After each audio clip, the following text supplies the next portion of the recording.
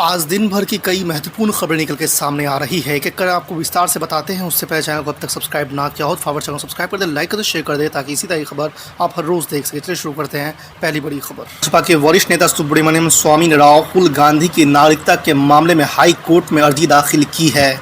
स्वामी ने पिछले सप्ताह ही आरोप लगाया था कि राहुल गांधी के पास ब्रिटेन की नागरिकता है। अब उन्होंने अदालत का रुख किया है और मांग की है कि वो केंद्र सरकार को इस मामले में एक्शन लेने को कहे। इसके अलावा कोर्ट से मांग की है कि वो केंद्र सरकार से मेरी शिकायत पर स्टेटस रिपोर्ट मांगे। सुप्रीम कोर्ट ने हाल ही में केंद्र से एक याचिका पर जवाब मांगा है जिसमें देश में अनिश्चितकालीन हिरासत में रखे गए रोहिंग्या शरणार्थियों की रिहाई की मांग की गई है। कोर्ट ने 12 अगस्त को इस संबंध में आदेश जारी किया। शीर्ष अदालत ने कहा है कि नोटिस जारी कर रहे हैं, इसका जवाब 27 अगस्त 2024 तक दिया जाना चाहिए। आपको बता दें कि जनहित याचिका में भारत में युवा, महिलाओं और बच्चों सहित रोहिंग्या शरणार्थियों को अनिश्चित काल के लिए हिरासत में रखने को चुनौती दी गई है। शिवसेना यूबीटी प्रमुख उद्धव ठाकरे ने शुक्रवार को आगामी विधानसभा चुनाव में सबसे अधिक सीट जीतने वाली पार्टी के मुख्यमंत्री पद पर दावे वाले फॉर्मूले की बजाय चुनाव से पहले ही मुख्यमंत्री पद का चेहरा घोषित करने पर जोर दिया है और कहा है कि वो महाविकास अघाड़ी की ओर से घोषित ऐसे किसी भी उम्मीदवार का समर्थन करेंगे। एमवीए पार्टी कार्यकर्ताओं को ये संबोधित करते हुए ठाकरे ने कहा कि अगर लोकसभा चुनाव लोकतंत्र और संविधान की रक्षा के लिए हुए हैं तो विधानसभा चुनाव महाराष्ट्र के स्वाभिमान को बचाने के लिए है। कांग्रेस पार्टी की महासचिव प्रियंका गांधी वाड्रा ने कोलकाता में महिला डॉक्टर के साथ हुई दंगे और हत्या समेत हाल ही में देश में महिला अत्याचार की हुई अन्य घटनाओं को लेकर शुक्रवार को एक ट्वीट किया जिसमें उन्होंने इन घटनाओं को लेकर भारी नाराजगी जताई और कहा है कि इन क्रूरताओं ने देश को झंझोड़ कर रख दिया है। उनका कहना था कि ऐसे मामलों में बार बार नरमी, आरोपियों को राजनीतिक संरक्षण और दोषियों को जमानत या पैरोल देने से महिलाओं का मनोबल गिरता है। समाजवादी पार्टी के प्रमुख अखिलेश यादव ने कहा है कि बीजेपी के लोग अधिकारियों के माध्यम से चुनाव जीतना चाहते हैं, इसलिए इसी हिसाब से अधिकारियों को हटाना, अधिकारियों की पोस्टिंग करने का काम हो रहा है। इसकी शिकायत सपा चुनाव आयोग से शिकायत करेगी। अखिलेश यादव ने यह बात शुक्रवार को वीरंगना अवंतीबाई लोधी की प्रतिमा पर पुष्पांजलि अर्पित करने के बाद पत्रकारों से कही। उन्होंने कहा है कि लेकिन उपचुनाव में समाजवादी पार्टी बीजेपी को हराएगी। अखिलेश यादव ने कहा कि ये लोग ऐसे अधिकारी तैनात कर रहे हैं जो इनके बुद्ध के लिए काम करे। जन स्वराज के सूत्रधार प्रशांत किशोर अगले साल होने वाले बिहार विधानसभा चुनाव से पहले मुख्यमंत्री नीतीश कुमार और पूर्व डिप्टी सीएम तेजस्वी यादव से सेमीफाइनल खेलने वाले हैं। पीके ने इस साल होने वाले आगामी विधानसभा उपचुनाव में प्रत्याशी उतारने की घोषणा की है। आपको बता दें कि पीके अपने जन स्वराज संगठन को राजनीतिक दल में बदलने वाले हैं। उनकी नई पार्टी का गठन 2 अक्टूबर को होगा। भारतीय जनता पार्टी ने अगले साल होने वाले दिल्ली विधानसभा चुनाव के लिए अभी से ही अपनी तैयारी तेज कर दी है। सूत्रों के अनुसार पार्टी दिल्ली के अपने 6 में से 3 पूर्व सांसदों को अपनी क्षमता साबित करने का एक और मौका दे सकती है। इतना ही नहीं, पार्टी द्वारा आने वाले दिनों में कई अहम बैठकें होने जा रही है। भाजपा ने इस साल लोकसभा चुनाव में दिल्ली के अपने 7 में से 6 सांसदों को बदल दिया था। पिछले दिनों दिल्ली में कथित तौर पर रोहिंग्या मुसलमानों को पीटने वाला दक्ष चौधरी अब रो रहा है। कथित गौरक्षक दक्ष चौधरी का एक वीडियो सामने आया है जिसमें वो कह रहा है कि पुलिस ने उसे आदतन अपराधी घोषित कर दिया है और उसके परिवार को परेशान किया जा रहा है। उसने पुलिस के सामने सरेंडर करने की बात भी कही है। प्रधानमंत्री नरेंद्र मोदी ने बांग्लादेश के अंतरिम सरकार के प्रमुख मोहम्मद यूनुस से फोन पर बात की है। इस बातचीत में उन्होंने बांग्लादेश की मौजूदा स्थिति पर चर्चा की। पीएम मोदी ने बांग्लादेश के लोकतांत्रिक, स्थिर, शांतिपूर्ण और प्रगतिशील होने के लिए भारत के समर्थन को दोहराया है। इसके अलावा प्रोफेसर यूनुस ने बांग्लादेश में हिंदुओं और सभी अल्पसंख्यकों की सुरक्षा और संरक्षण का आश्वासन दिया है। हरियाणा और जम्मू कश्मीर में विधानसभा चुनाव का ऐलान हो गया है। निर्वाचन आयोग ने शुक्रवार को प्रेस कॉन्फ्रेंस कर इलेक्शन का शेड्यूल बताया है। जम्मू कश्मीर में 3 चरणों में मतदान होगा जबकि हरियाणा में एक ही राउंड में वोटिंग होगी। दोनों के चुनाव नतीजे एक साथ ही 4 अक्टूबर को घोषित होंगे। आपको बता दें कि जम्मू कश्मीर में पहले राउंड के लिए नोटिफिकेशन 20 तारीख को होगा और 18 सितंबर को मतदान होगा। दूसरे राउंड की वोटिंग 25 सितंबर और तीसरे राउंड की वोटिंग 1 अक्टूबर को कराई जाएगी। कोलकाता के RG Kar medical college and hospital में पूर्व principal professor doctor Sandeep Ghosh ने सुरक्षा की मांग की है। उन्होंने इसे लेकर कलकत्ता हाईकोर्ट का दरवाज़ा खटखटाया है। साथ ही ये दावा किया है कि उन्हें जान का खतरा है। इस पर अदालत ने राज्य से उन्हें पुलिस सुरक्षा मुहैया कराने को कहा है। गुरुवार को अजीत पवार ने मराठा कोटा मुद्दे पर चर्चा के लिए राज्य में एक सर्वदलीय बैठक बुलाने की वकालत की है। 3 दिन पहले उनके चाचा और वरिष्ठ नेता शरद पवार ने भी इसी तरह इस मुद्दे पर सर्वदलीय बैठक बुलाने की मांग की थी। अजित पवार ने अपनी जन सम्मान यात्रा के दौरान पीटीआई भाषा से बातचीत में कहा है कि विपक्षी दलों को नज़रअंदाज नहीं किया जा सकता क्योंकि वे भी लोगों का प्रतिनिधित्व करते हैं। जेल में बंद अरविंद केजरीवाल को कैलाश गहलोत ने बताया आधुनिक स्वतंत्रता सेनानी। जी आपको बता दें कि दिल्ली के मुख्यमंत्री अरविंद केजरीवाल की जगह गृह मंत्री कैलाश गहलोत ने स्वतंत्रता दिवस पर छत्रसाल स्टेडियम में तिरंगा फहराया। कैलाश गहलोत ने दिल्ली के मुख्यमंत्री को आधुनिक स्वतंत्रता सेनानी बताते हुए कहा कि उन्होंने काम करने के चलते जेल जाना स्वीकार किया लेकिन तानाशाही ताकतों के सामने झुके नहीं। गहलोत ने कहा है कि दिल्ली के लोगों को लोकतांत्रिक अधिकार छीने गए लेकिन केजरीवाल सरकार काम करती रहेगी। देश भर में आज 78वां स्वतंत्रता दिवस मनाया गया। इस दौरान यूपी विधान भवन में भी कार्यक्रम का आयोजन किया गया। कार्यक्रम में मुख्य अतिथि योगी आदित्यनाथ रहे। आपको बता दें कि सीएम योगी आदित्यनाथ ने तिरंगा फहराने के बाद कार्यक्रम को संबोधित करते हुए कहा है कि तिरंगा हमारी आन बान और शान का प्रतीक है। हम प्रदेश में हर घर तिरंगा अभियान के तहत अपने राष्ट्र ध्वज के प्रति अपना अलग भाव दिखाए हैं। साथ ही मुख्यमंत्री योगी आदित्यनाथ ने यूपी के युवाओं के लिए रोजगार के अवसर की बात करते हुए एक नई योजना का भी घोषणा कर दिया है। देश भर में स्वतंत्रता दिवस की धूम रही है। बिहार की राजधानी पटना में स्थित गांधी मैदान में राज्य के मुख्यमंत्री नीतीश कुमार ने झंडा फहराया। मुख्यमंत्री ने अपने भाषण में कई मुद्दों पर अपनी बात रखी है। मुख्यमंत्री नीतीश कुमार ने कहा कि आज कुछ लोग ये बोल रहे हैं वो लोग कुछ क्या बोलेंगे, केवल अपने परिवार को बढ़ाया है, अपनी पत्नी को मुख्यमंत्री बना दिया, बेटा बेटी सब के लिए किया, लेकिन हम लोगों ने अपने परिवार के लिए नहीं किया, बिहार की जनता के लिए किया।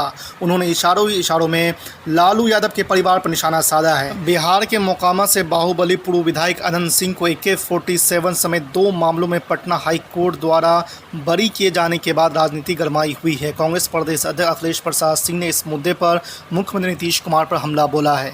अनंत सिंह की रिहाई पर बोलते हुए अखिलेश ने कहा है कि जिन लोगों ने उन्हें फंसाया वही उन्हें जेल से बाहर निकाल रहे हैं।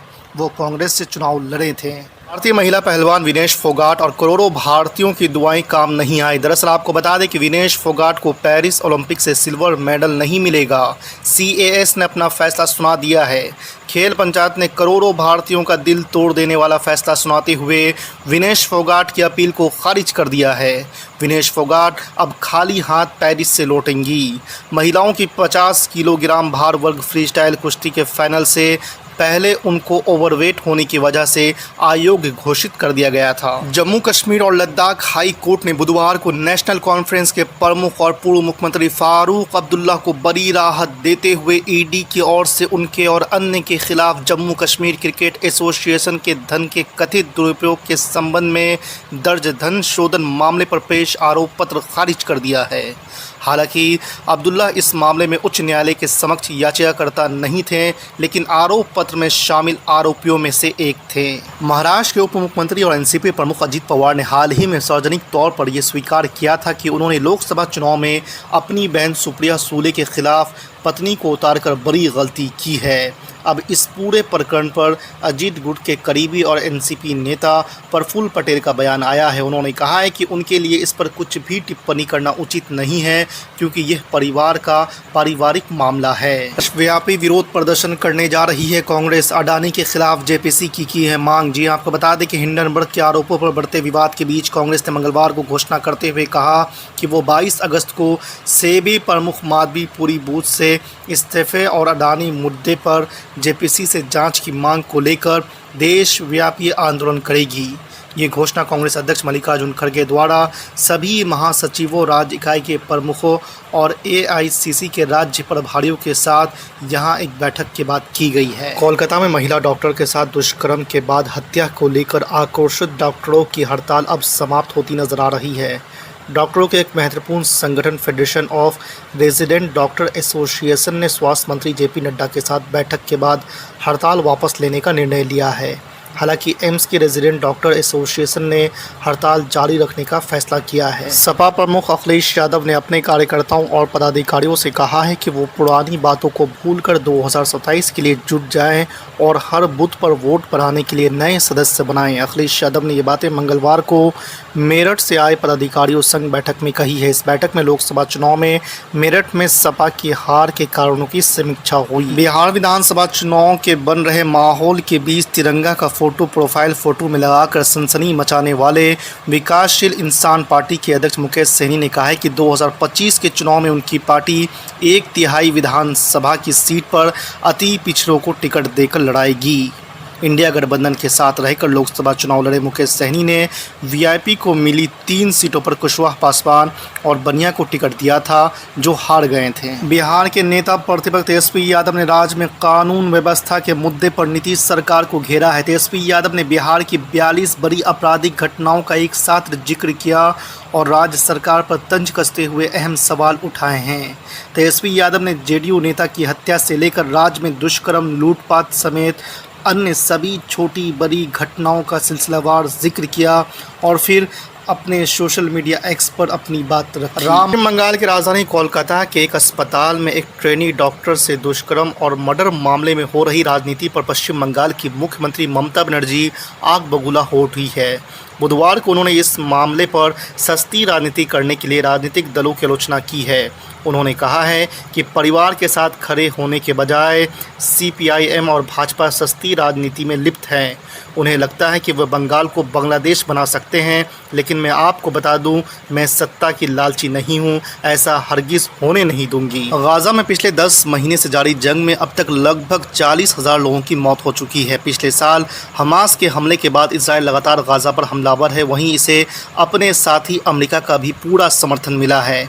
बाइडेन प्रशासन ने हाल ही में इजराइल को 2000 करोड़ रुपए के हथियारों के सप्लाई की मंजूरी दे दी है। समाजवादी पार्टी के राष्ट्रीय अध्यक्ष अखिलेश यादव ने पाकिस्तान के समाप्त होने को लेकर दिए गए बयान को लेकर मुख्यमंत्री योगी आदित्यनाथ पर बुधवार को निशाना साधा है। अखिलेश यादव ने सोशल मीडिया एक्स पर योगी आदित्यनाथ के बयान को टैग करते हुए तंज कसा है कि भाजपा के अंदर आपस में विचारों का विलय नहीं हो रहा है और दावे दुनिया भर के किए जा रहे हैं। वहीं उन्होंने अयोध्या में लाइटें चोरी होने पर भाजपा सरकार को घेरा है। राष्ट्रीय लोक जनशक्ति पार्टी लोजपा के अध्यक्ष पशुपति पारस को भारतीय जनता पार्टी से झटका पर झटके लग रहे हैं। लोकसभा चुनाव 2024 में दरकिनार किए गए पूर्व केंद्रीय मंत्री पारस को आगामी बिहार उपचुनाव में भी बड़ा झटका लगा है।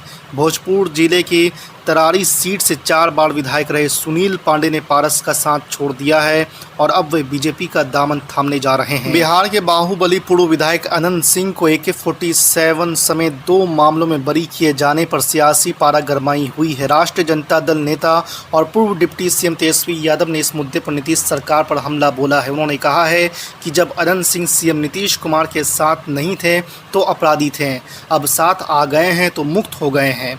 उन्होंने मुख्यमंत्री पर तंज कसते हुए कहा कि नीतीश कुमार कहाँ किसी को बचाते या फंसाते हैं, साफ दिख रहा है उन्होंने कितने लोगों को बचाया और कितने को फंसाया है। झारखंड विधानसभा चुनाव को लेकर कांग्रेस की स्क्रीनिंग कमेटी की बैठक दिल्ली में मंगलवार को हुई। बैठक में वैसी विधानसभा सीटें जहां कांग्रेस के मजबूत उम्मीदवार हैं वहां प्रत्याशी उतारेगी। पिछले महीनों में आम आदमी पार्टी के 4 बड़े नेता जेल में थे। इनमें संजय सिंह, मनीष सिसोदिया, सत्येंद्र जैन और अरविंद केजरीवाल का नाम शामिल है। हालांकि अब इनमें से 2 बड़े नेता जेल से बाहर आ गए हैं। सोमवार को मनीष सिसोदिया ने दावा किया कि जल्द ही अरविंद केजरीवाल भी जेल से बाहर आ जाएंगे। उत्तर प्रदेश के मुख्यमंत्री योगी आदित्यनाथ ने अधिकारियों को निर्देश दिए हैं कि जल्द से जल्द प्रदेश के सभी गांवों में शुद्ध पेयजल देने की व्यवस्था को पूरा किया जाए।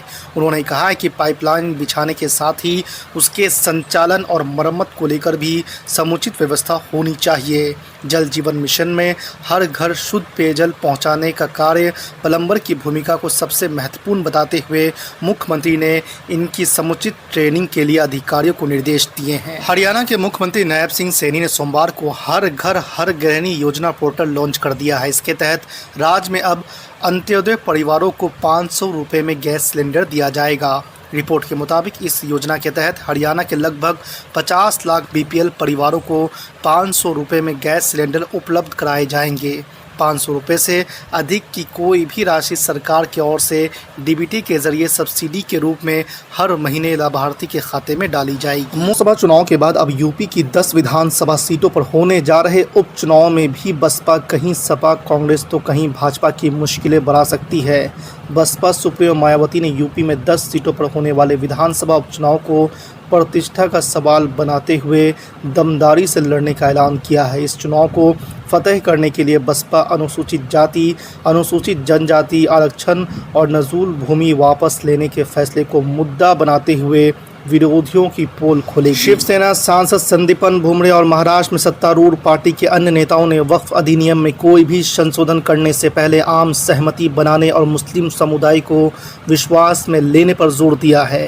वक्फ बोर्डों को नियंत्रित करने वाले कानून में संशोधन से जुड़े विधेयक में वर्तमान अधिनियम में दूरगामी बदलावों का प्रस्ताव रखा गया है, जिसमें वक्फ नियमों में मुस्लिम महिलाओं और गैर मुसलमानों का प्रतिनिधित्व सुनिश्चित करना भी शामिल है।